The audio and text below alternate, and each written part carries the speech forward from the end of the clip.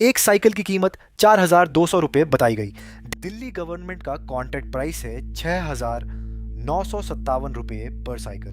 Quantity है 1,30,000। दोनों prices का फर्क निकालो तो नंबर आता है 35.84 करोड़। तो क्या 35 करोड़ से ज्यादा का स्कैम हो गया? रुकिए, क्योंकि ऑफिशियल जीईएम रिकॉर्ड में विनिंग बिड अगले बिडर से 1,443 रुपये पर साइकिल सस्ती भी थी। अब ये दोनों बातें एक साथ कैसे सच हो सकती हैं? यही इस पूरी कहानी का असली सवाल है। मामला सिर्फ प्राइस का नहीं है, मामला है मॉडल आइडेंटिटी, टेंडर कंडीशंस और उन डॉक्यूमेंट्स का जो अभी पब्लिक नहीं है। मैंने आरोप अलग रखकर ऑफिशियल टेंडर और बिड रिजल्ट देखा। जीएम बिड नंबर था GeM slash 2026 slash B slash 757262। ये टेंडर 1,30,000 साइकिल्स के लिए था। एस्टिमेटेड वैल्यू करीब 90 करोड़ थी। कॉन्ट्रैक्ट मिला दिल्ली के रानी बाग में रजिस्टर्ड रिटेलर मत्ता स्पोर्ट्स को। उसका टोटल बिड था 90,44,10,000 रुपए, यानी एग्जैक्टली 6,957 रुपये पर साइकिल। ध्यान रहे, 90.44 करोड़ कॉन्ट्रैक्ट वैल्यू है। ये अपने आप स्कैम अमाउंट या गवर्नमेंट लॉस नहीं बन जाता। और अभी तक पब्लिक रिपोर्टिंग में फर्स्ट फेज में 3,000 से ज्यादा साइकिल्स डिस्ट्रीब्यूट होने की बात है। पूरे 1,30,000 यूनिट्स की डिलीवरी और पेमेंट को कंप्लीट मान लेना भी सही नहीं होगा। अब बाकी बिट्स देखिए। हीरो इकोटेक लिमिटेड ने क्रॉस के 20 के लिए 8,400 रुपये पर साइकिल कोट किया। इवन साइकिल्स लिमिटेड ने Avon Rhino IBC 26 T model के लिए 8,550 रुपये कोट किया। तीनों बिडर्स टेक्निकली क्वालिफाइड थे।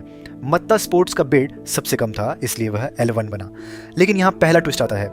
GM रिजल्ट में मैटा का ऑफर्ड मॉडल लिखा है हीरो स्काइलर 26 TND। हीरो की रिटेल वेबसाइट पर मॉडल का नाम हीरो स्काइलर लिखा है। स्पेलिंग और वेरिएंट दोनों में फर्क दिख रहा है। क्या ये एग्जैक्टली वही साइकिल है? पब्लिक डॉक्यूमेंट से अभी साफ नहीं होता। AAP का आरोप है कि कॉन्ट्रैक्ट स्काइलर के नाम पर लिया गया, लेकिन सप्लाई किसी सस्ते बॉनफायर टाइप मॉडल की हुई। उन्होंने 4,200 रुपये का एक रिटेल कंपैरिजन भी दिखाया। अगर वह cycle specifications, tax, freight, assembly, branding, warranty और सर्विस हर चीज़ में सेम है, तभी 35.84 करोड़ वाला कंपैरिजन वैलिड होगा। अभी पब्लिक रिकॉर्ड में ऐसा complete like for like comparison नहीं है, इसलिए 35.84 करोड़ एक एलिगेशन बेस्ड कैलकुलेशन है, प्रूवन लॉस नहीं। दूसरी तरफ हीरो की ऑफिशियल वेबसाइट स्काइलर का लिस्टेड रिटेल प्राइस 9,700 रुपये दिखाती है।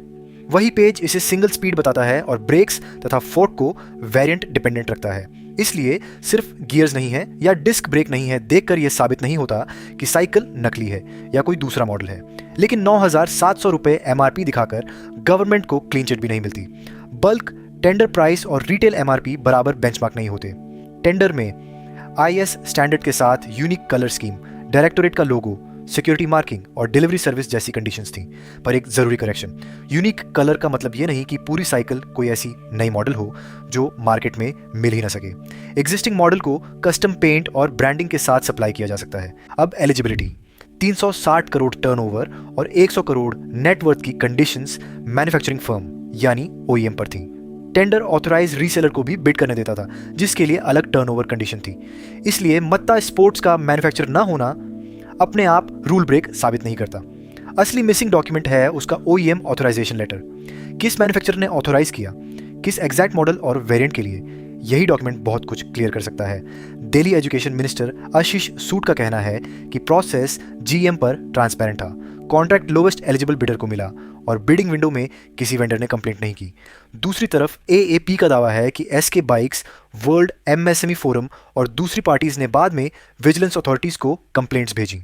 उन कंप्लेंट डॉक्यूमेंट्स की इंडिपेंडेंट पब्लिक वेरिफिकेशन अभी नहीं है। फाइनल वर्डिक्ट बहुत सिंपल है, 35.84 करोड़ का स्कैम अभी प्रूव नहीं हुआ, लेकिन मॉडल आइडेंटिटी और OEM ऑथराइजेशन वाले सवाल भी खत्म नहीं हुए। 5 डॉक्यूमेंट्स इसे सेटल कर सकते हैं: final work order, OEM authorisation, Hero की कन्फर्मेशन, डिलीवर्ड साइकिल का फ्रेम नंबर और सिक्योरिटी लेबल, और टैक्स और फ्रेट सहित परचेज इनवॉइस। सवाल प्रूफ नहीं होते, लेकिन सही डॉक्यूमेंट सवालों का जवाब जरूर होते हैं।